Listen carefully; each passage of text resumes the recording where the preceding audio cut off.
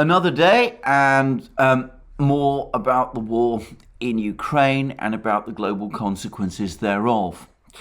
A few things, first of all, to clarify about the Battle of Snake Island, or rather the Russian withdrawal from Snake Island.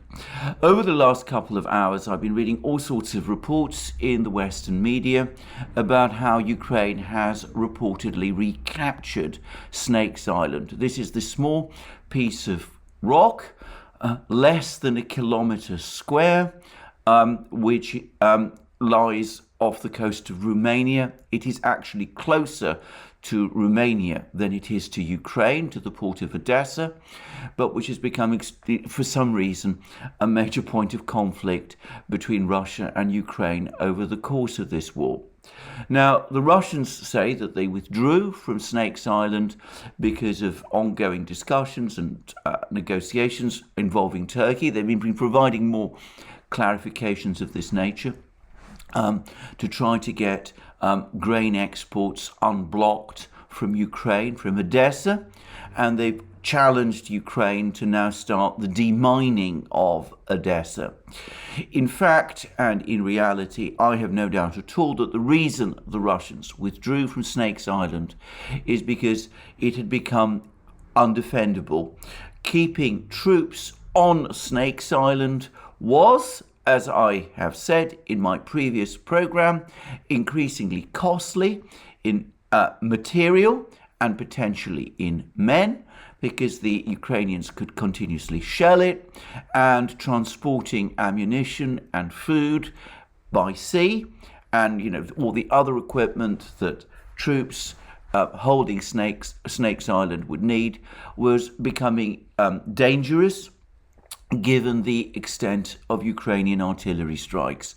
And I said in my previous video that I thought it was a wise tactical decision, preserving the lives of the soldiers, giving up what is a small uninhabited rock in the middle of the sea, which, as I'm going to discuss shortly in a program I'm going to do exclusively for locals, in my opinion, has no strategic significance.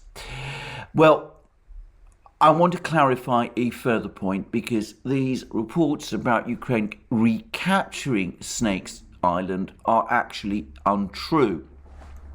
The Ukrainian Defense Ministry has confirmed that for the moment, Ukraine has no plans to station troops there.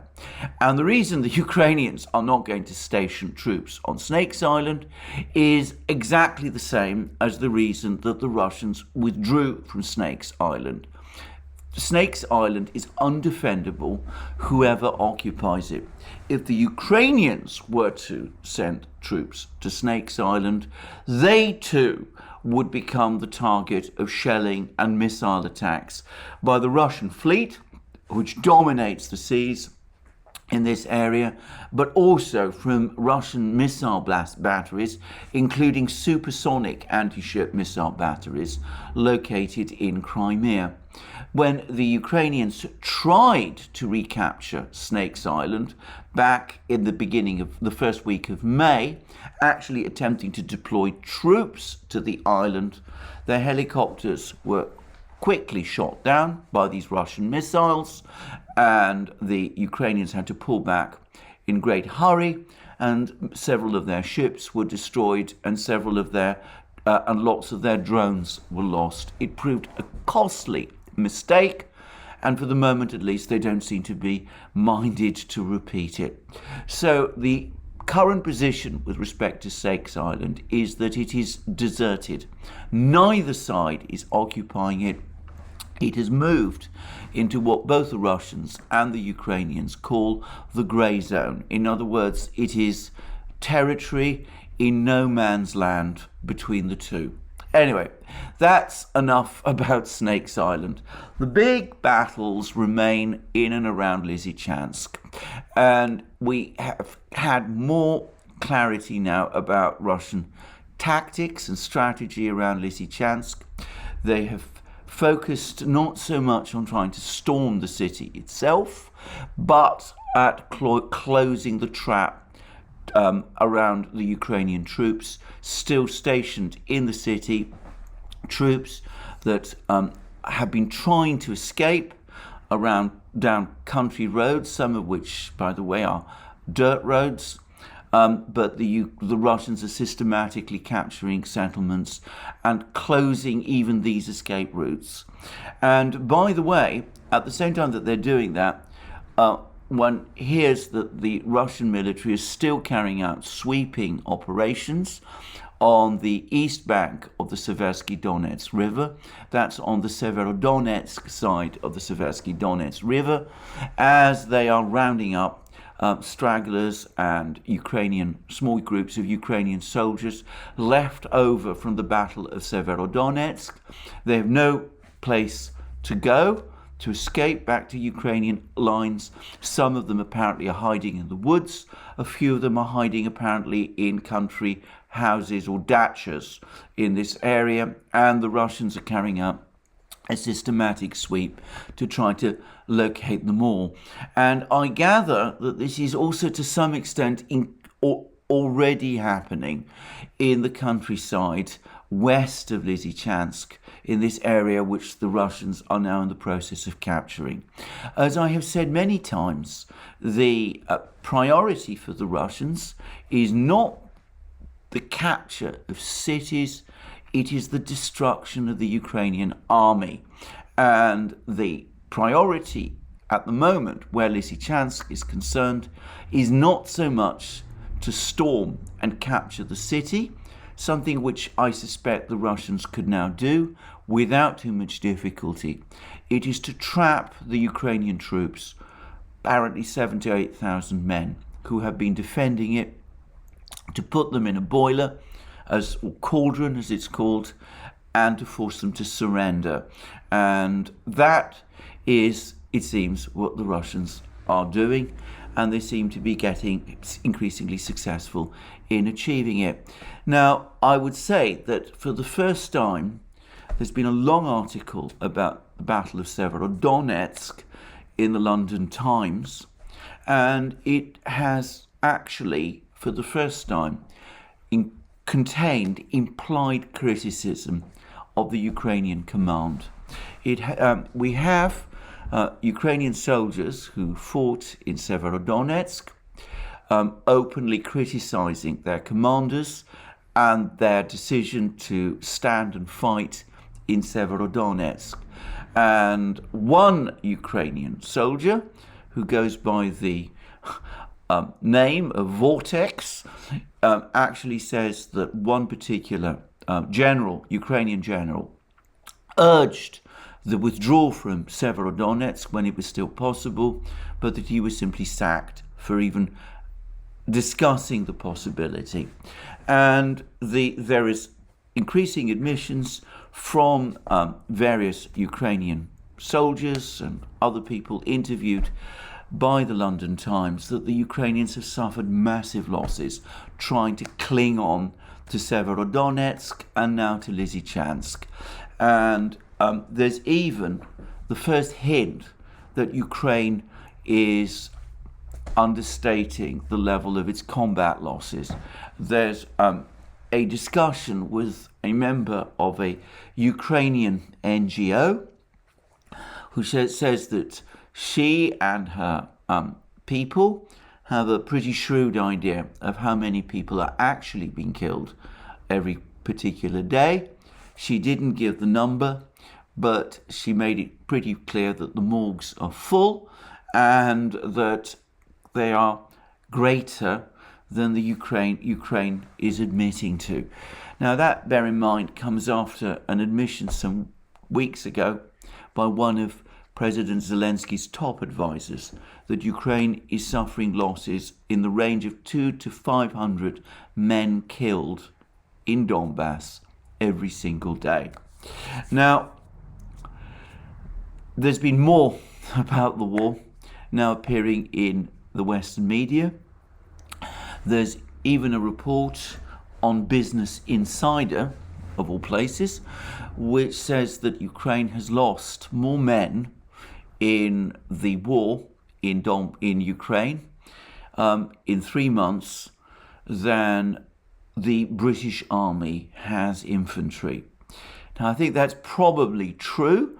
I would say that the British Army, as an infantry force, has been slowly declining, or actually rapidly declining for some time. So perhaps that's not so surprising, but perhaps it gives some sense of perspective as to the military catastrophe that is taking place in Donbass. And I've also been reading an increasing number of articles in the Western media about the G7 and NATO summit meetings. And I'm actually starting to get a sense of disappointment. I think there were expectations that much more was going to be announced and that there was going to be some dramatic shift in the power balance. There's lots of talk about the need, the necessity of deploying extra forces, extra weapons to Ukraine. Nobody in the media seems to grasp that it's one thing to provide weapons. It's another thing to keep those weapons supplied. It's another thing still to train the Ukrainians to use them. And quite apart from anything else, as I've discussed already, there are analytical articles like the one I discussed recently, published by the Royal United Services Institute in Britain, which question whether the Western powers are in fact in a position to provide weapons on anything like the scale that Ukraine says it needs, that the logistical and industrial effort is beyond the capacity of the Western powers today, something which perhaps Western leaders struggle to understand, and that in fact, in terms of ammunition and weapon systems, they will always be surpassed by the Russians in this kind of war. Perhaps there's the first indirect hint of the West that Ukraine will always be outgunned in this conflict in Ukraine, which came from Avril Haines, the director of national intelligence of the United States, who said that China is now assisting Russia in some form in this war. She didn't specify in what way. Now, I'm going to say straight away that I don't believe that is true. I see no evidence of Chinese weapons appearing on the battlefield, or even Chinese produced weapons appearing on the battlefield. And both the Chinese and the Russians strenuously deny that this is the case. And I will wonder, though, whether this is a way of preparing people for the fact, in the West and in the United States, preparing people for the fact that the Russians will always be capable of committing more guns, more ammunition, more weapon systems to the battle in Ukraine than the West can do. That in fact, and I'm going to say this, contrary to what people think, the actual balance of forces in Ukraine is tilting steadily in Russia's favor as Ukraine's army in Donbass gets attritioned away.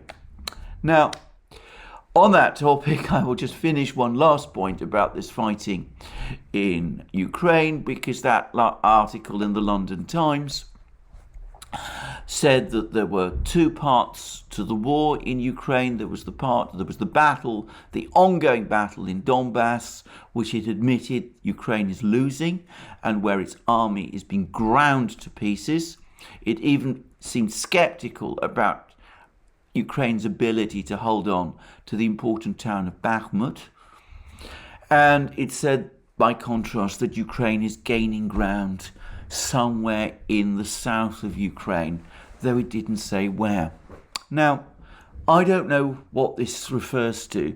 Ukraine has repeatedly spoken about offensives that it was going to launch in Kherson region. No such offensive has taken place, or when it's been attempted, it's always failed, usually with heavy losses. There was recently an attempted Ukrainian counterattack near the town of Ugledar, which is on the way to Zaporozhye. but that was also thrown back. And of course, though this is not in the south, we saw a couple of weeks ago that the Ukrainian counteroffensive north of Kharkiv, which gained huge amount of media publicity in the West, that went backwards, that it's gone all the way backwards. And I understand that the Russians are now edging closer to Kharkiv than they were before this offensive took place. I can't confirm that, but some reports appear to suggest this. So I don't know where this fictitious counteroffensive is happening. It seems to me that we're constantly hearing about it, but it's a little bit like Godot in that play by Samuel Beckett. You know, you're always waiting for Godot, but he never comes. We're always waiting for this Ukrainian counteroffensive, but it never comes. Perhaps at some point something will happen, but I've yet to see it. And I ask myself increasingly the question, even if Ukraine does get more weapons, which of course it will, how does it launch this counteroffensive, given that it's lost so many of its best trained troops? Well, all kinds of other things are going on. In Russia, President Putin has now hosted the president of Indonesia, who is also the head of the G20. He's also chairing the G20 meeting in Indonesia in a short time. And this is a friendly meeting.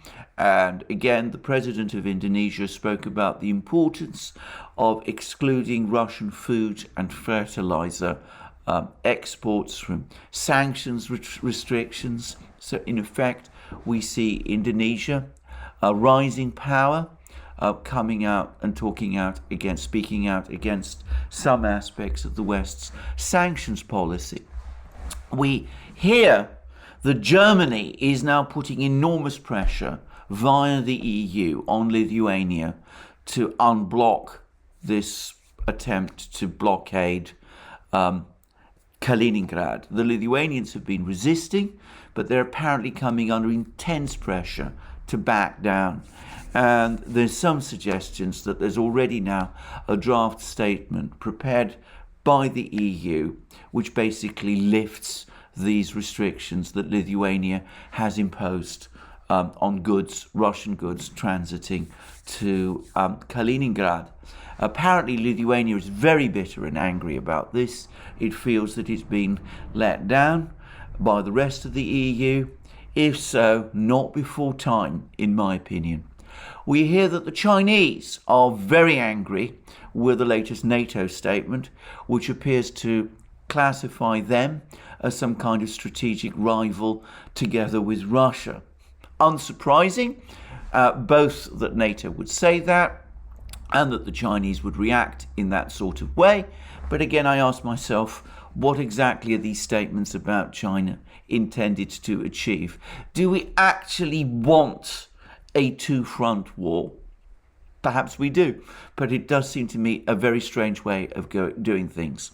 And here in Britain, I was reading just before we started this, I started this video, that there's now serious talk about rationing, I presume of energy supplies and perhaps of food coming this winter. And that was in the mainstream media, by the way. And possibly the same will happen in the rest of Europe. Well, it seems to me, and I say this again, and I've said this many times, both the economic war of attrition and the military war of attrition from a Western view are being lost. President Biden now talks about providing offensive weapons to Ukraine. He presumably means these HIMARS systems, though in reality, West has been providing Ukraine with lots of offensive weapons. To give an example, the 200 T-72 tanks that Poland donated, and there were other tanks donated by the Czech Republic and Slovakia as well. The tanks are obviously offensive weapons. So altogether, and in fact, nothing new. There's been no new response from the West to any of the mounting problems that it's facing. An economic war of attrition building up, which the West is losing, a military war of attrition which Ukraine, and by extension the West, is also losing. I'm going to say it one more time. The moment has certainly come. It's overdue to seek peace. If we leave this thing until the winter, we're not going to reverse this or turn this round, bar some miracle, which I can't see. We'll only be forced to negotiate on worse terms. Perhaps there is some negotiation in the pipeline. Supposedly the president of Indonesia came bearing a letter from Zelensky to Putin. We don't know whether that's true. We don't know what that letter actually says. But Putin is looking extremely confident at the moment. And as far as I can see, he has every reason to be. Well, that's me for the day. More from me soon. Remember, you can follow us on Locals and on Rumble. And I'll be doing, as I said, shortly, a Locals exclusive about Snakes Island, discussing various things that have happened there. So you can perhaps, if you sign up on Locals, and subscribe to us on Locals, you can catch up on that. Also, we're also on other platforms, SuperU, ODYSEE, Telegram, and the rest. You can support us via by Patreon, not PayPal, Patreon and Subscribestar. You can go to our shop, buy the great things that you will find there, our magic mugs, our hats, our hoodies, our t-shirts, our sweatshirts, our bomber jackets, and all the rest. And last but not least, if you've liked this video, please remember to check your subscription and to press the like button.